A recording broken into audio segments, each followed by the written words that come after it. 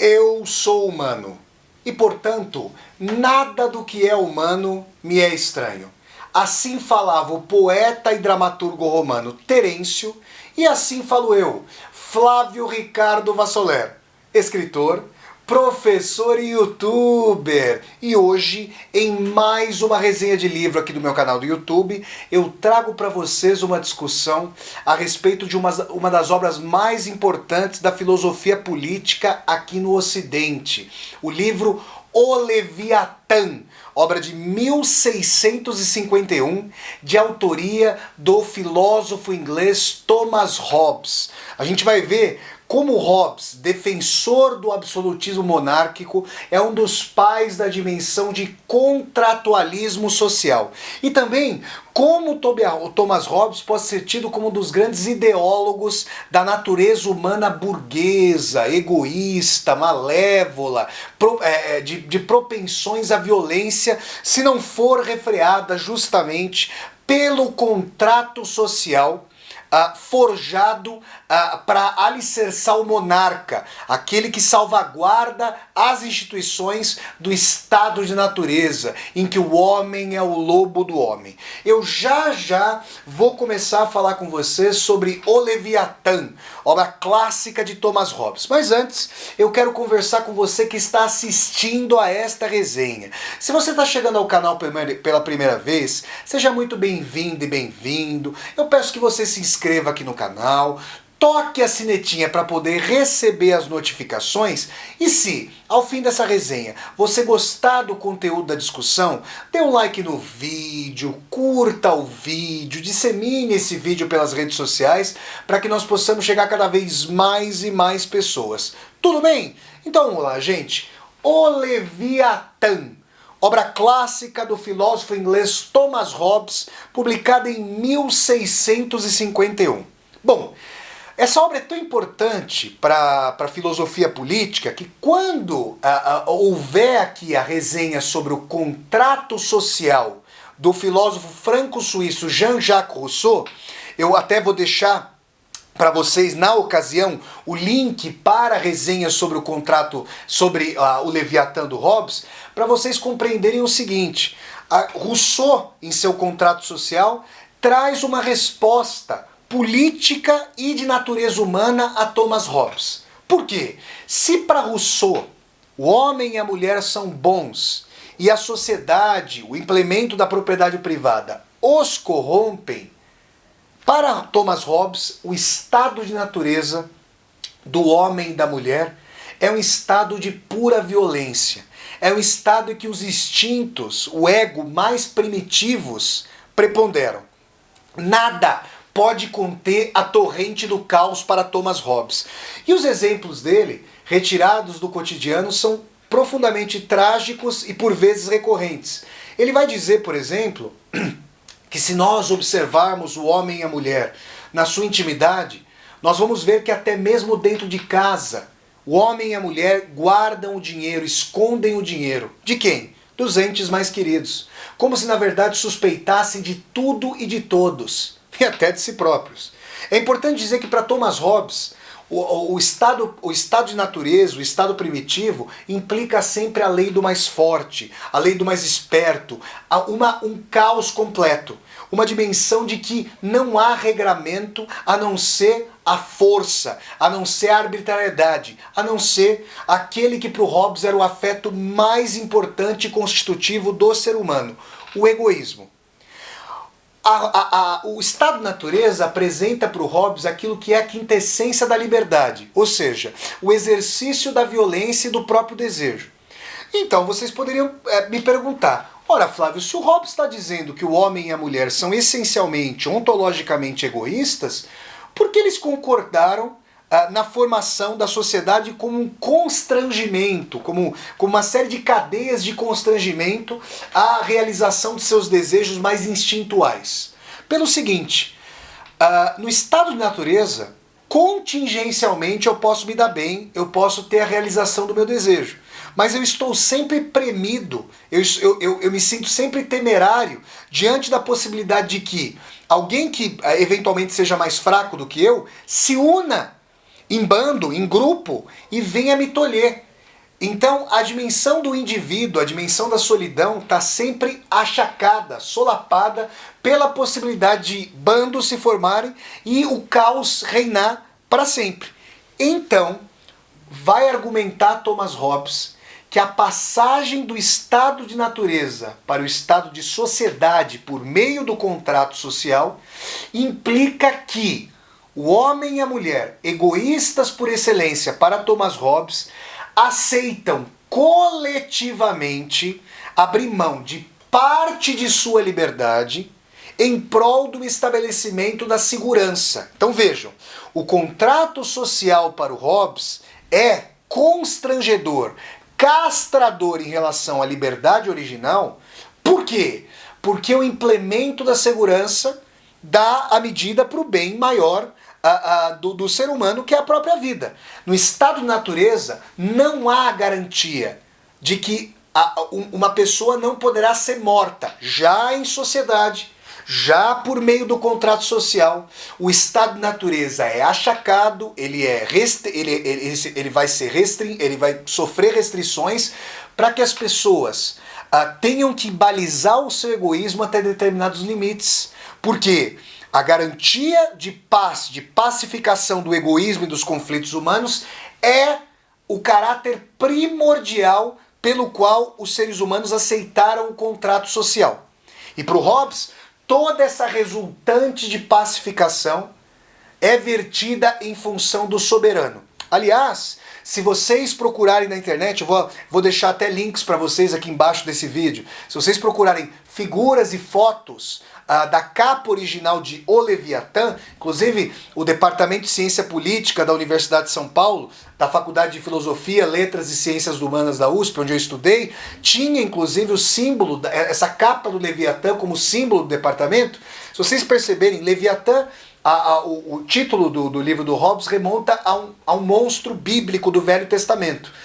O Leviatã hobbesiano, quando visto de perto, é formado pela somatória dos seus mais diversos súditos. Então o Leviatã hobbesiano é como que uma resultante vetorial dos auspícios castrados de todos e todas e cada um de nós, para que nós, ainda que não possamos ser livres e restritamente exercendo um egoísmo desenfreado, temos a garantia por parte do soberano, que para o caso do Hobbes não é a república, não é uma formação republicana, mas sim uma formação monárquica, uma formação unipessoal, autocrática, absolutista. Essa é a garantia de que os homens e as mulheres aceitam o contrato social absoluto, para que o monarca garanta a paz.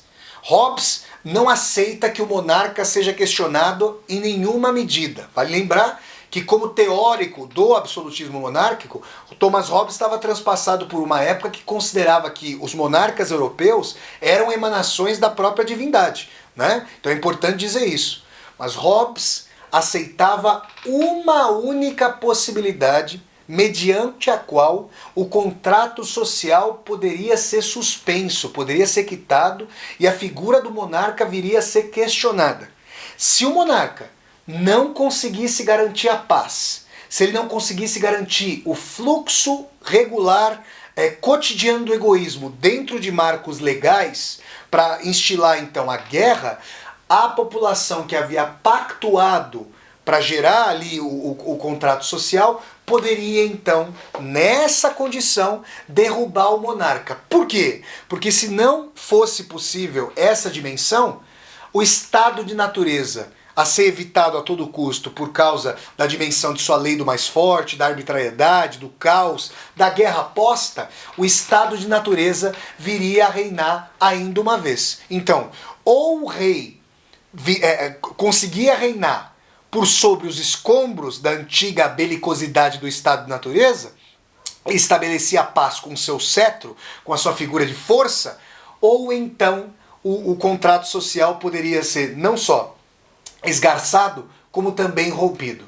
Porque o Hobbes vai dizer que não existe vácuo no poder, numa de suas máximas mais rematadas. Então, ou o monarca ocupava de fato o trono e ao se tornar a figura, a dimensão fundamental do poder, exercia o arbítrio para regular a paz dos homens e mulheres, a paz social, ou então ele poderia ser preterido. O Hobbes é conhecido, gente, pelas suas máximas também, ali, por exemplo, em relação ao estado da natureza, o homem é o lobo do homem. Na dimensão de que as pessoas querem, na verdade, a maximização dos seus próprios interesses contra os demais. E só fazem em favor do outro, ou se refreiam, quando constrangidas são. A Hannah Arendt, essa grande filósofa alemã, autora de Origens do Totalitarismo, vai mostrar, com uma análise bem interessante, como Thomas Hobbes é um dos grandes ideólogos do capitalismo e da burguesia então nascentes. Dessa burguesia que ocupava justamente os burgos das cidades medievais e que ia clamar, tanto na Inglaterra hobbesiana quanto na França jacobiniana, o poder político por meio da Inglaterra da Revolução Gloriosa e na França um século depois por meio da Revolução Francesa. Thomas Hobbes faz como que terra arrasada das dimensões de altruísmo, das dimensões cristãs mais idealizadas sobre a figura do homem e da mulher, e vai alçar o egoísmo como base, como afeto fundamental da vida social. E o afeto atrelado profundamente ao egoísmo, na teoria hobbesiana do Estado, do direito e das relações sociais, é o afeto do medo. O contrato social, se nós imaginarmos o contrato social hobbesiano como uma parede, a argamassa, o cimento desse contrato é o medo. Porque o egoísmo entregue a si mesmo, o ser humano entregue a si mesmo, é a propensão do próprio desejo, do egoísmo. Agora, quando o soberano vem com seu cetro, Hobbes vai dizer que não existe poder sem armas, não existe exército sem armas. Quando Thomas Hobbes vai dizer que o gládio, o poder do soberano, refreia o egoísmo, ele o refreia por meio do medo, pelas consequências dali advindas, para aqueles que ousassem infringir o contrato social pactuado. Aí vocês vão perguntar para mim o seguinte, vou até tomar uma aguinha, gente. Aí vocês vão perguntar para mim o seguinte, Flávio, mas o Hobbes toma por dada a dimensão da formação de um contrato que teria acontecido empírica e historicamente? Não. O contrato social hobbesiano, como também o contrato social russoniano, sobre o qual eu vou falar aí no futuro aqui no canal, é um contrato social que deve ser balizado, que deve ser visto da seguinte maneira. Thomas Hobbes e também Jean-Jacques Rousseau vão imaginar uma construção, uma história geometrizada. A geometria, por exemplo, tem os seus axiomas. O ponto é definido, sem que se possa provar por quê, como a unidade geométrica menor, como a unidade básica da geometria. Também o tempo do contrato social é subtraído da história. Ou seja, olha que interessante. O contrato social é fundante da história para o Hobbes, porque antes nós tínhamos a pré-história do homem sendo o lobo do homem, do estado de natureza. Mas uma vez erigido o contrato social com a ficcionalização, com a hipostasia de que homens e mulheres pactuaram para viver em sociedade, perdendo liberdade, mas refreando o egoísmo por meio do medo, por meio do poder do soberano, a história então é fundada e vem à tona o tempo da história. O pacto social, o contrato social, é algo suspenso em relação ao tempo, mas que funda o tempo mesmo da história. É essa baliza interessante em termos filosóficos que vai dar a dimensão para nós para entender o que é esse Leviatã. Quais são as suas características? E desde então, gente, é possível dizer, eu diria a vocês me posicionando aqui como alguém muito interessado em filosofia política, que em enorme medida esquerda e direita se digladiam, tomando para si as heranças, ora de Thomas Hobbes, ora de Jean-Jacques Rousseau. Porque vejam, os ideólogos do capitalismo contemporâneo vão afirmar a dimensão hedonista, utilitária, egoísta dos homens e das mulheres, e esses laivos remontam ao Leviatã, como eu disse. Agora, claro, num contexto não mais monárquico absolutista, mas com a dimensão de um indivíduo que é maximizador do seu próprio prazer. E a esquerda, as tendências mais progressistas, vão beber na obra magna de Jean-Jacques Rousseau, o contrato social, e o Rousseau também escreveu um ensaio sobre a origem da desigualdade entre os homens e as mulheres, para dar a dimensão de que é a sociedade que corrompe as pessoas, de que são os marcos da propriedade privada, da hierarquia, da desigualdade política, da desigualdade econômica, que deformam as pessoas, que se elas pudessem ser submetidas a outros tipos de socialização e sociedade, as relações interpessoais, as relações institucionais seriam outras. O que a história tende a mostrar é que nem Hobbes e nem Jean-Jacques Rousseau estão inteiramente corretos, mas também eles não estão inteiramente errados. É claro que quando nós vemos na contemporaneidade fortes movimentos autoritários, pessoas agindo contra seus próprios interesses, fica difícil imaginar um contrato hobbesiano com racionalidade de perda da liberdade pelo medo, mas também fica difícil denegar o Hobbes como um todo, para dizer que as pessoas não têm um caráter malévolo incrustado em si. Se não for o único caráter, e nós sabemos que não é, ainda assim o afeto do egoísmo, o afeto do medo, o afeto da arbitrariedade, tudo isso é muito forte no ser humano. Por outro lado, como alguns poucos países, nomeadamente os escandinavos, conseguiram alcançar com justiça social prevalecente, e mesmo outras organizações sociais que não partem dessa matriz do iluminismo, essa matriz do indivíduo iluminista, é importante dizer que, reformadas as instituições, distribuída a renda, com outros tipos de estímulos e prestígios sociais em termos de afetos, o ser humano pode ser outro. Ele não necessariamente vai ser preponderantemente narcísico, egoísta, violento, arbitrário e utilitário. Dizer que é possível extirpar esses afetos é, na verdade, amputar o humano. Mas é perceber também que o interessante seria jogar Jean-Jacques Rousseau contra Thomas Hobbes para tentar entender que construções que mediassem o egoísmo com a solidariedade dariam uma vazão social interessante. Como o faz o estado de bem-estar social, a social-democracia escandinava, hoje fortemente atacada pelo capitalismo neoliberal.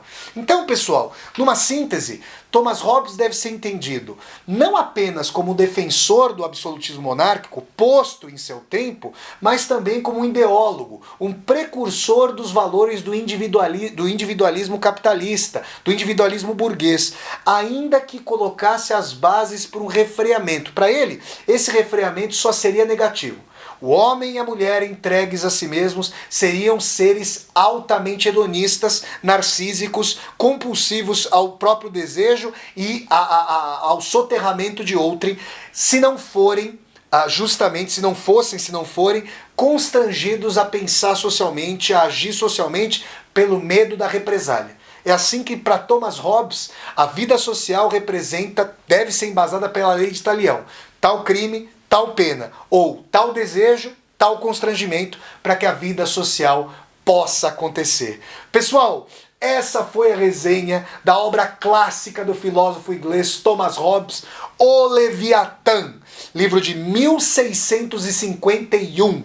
Se vocês gostaram de mais essa resenha de livro aqui do meu canal do YouTube, eu peço que vocês deem um like no vídeo, curtam o vídeo, disseminem esse vídeo pelas redes sociais para que nós possamos chegar cada vez mais e mais pessoas. Se você está chegando pela primeira vez a este canal do YouTube, a este meu canal do YouTube, a esta Universidade Aberta, seja muito bem-vindo e bem-vindo. Eu peço que você se inscreva aqui no canal, toque a sinetinha para receber as notificações e deixe aqui embaixo desse vídeo o seu comentário para eu poder conversar com você. E mais, embaixo desse vídeo você vai encontrar uma tecla chamada Seja Membro. Se você gosta das minhas resenhas de livros, se você gosta das minhas resenhas de filmes, das minhas aulas ao vivo e das minhas leituras literárias, eu peço que você considere a possibilidade de se tornar membro humanista aqui do meu canal para apoiar, segundo sua possibilidade, financeiramente, a construção desse canal do YouTube como Universidade Aberta. Então, pessoal, eu deixo para vocês o convite para que vocês sempre assistam às resenhas de livros aqui do meu canal do YouTube, que acontecem todas as quintas-feiras, às 8 horas da noite. Então, até a próxima, pessoal, e tchau, tchau!